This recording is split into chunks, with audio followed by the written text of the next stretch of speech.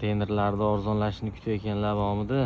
Bugun 22-yanvar. Bunaqa sovuq havoda qayna xabarimiz bor. Bunaqa 12 metrli konteynerlarning narxi $100 ga arzonladi. Biz doimiy obuna bo'lib qo'ysalaringiz, doimiy narxlarni ko'rib olamiz. Misol uchun karantin paytlarida konteyner narxi 2,5 ming, 30 million, 40 millionga chiqib ketgan. Karantindan keyin 10 millionga tushgan. Har xil vaziyat bo'ladi-yu.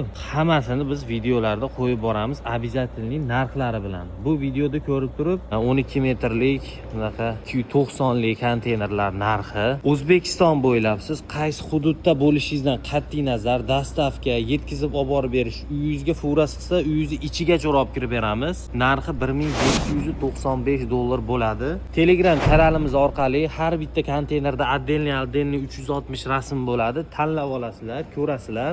Mana shu konteynerda misol ichlari deylik, ichlarining ham rasmi bo'ladi. Xuddi shu holatdagi o'zlaringiz ko'rib, tanlab olasizlar. $1795 dan dastavka O'zbekiston bo'ylab. O'ylamanglar, men Buxorodanman, men Farg'onadanman, men Andijondan, Namangan, farqi yo'q.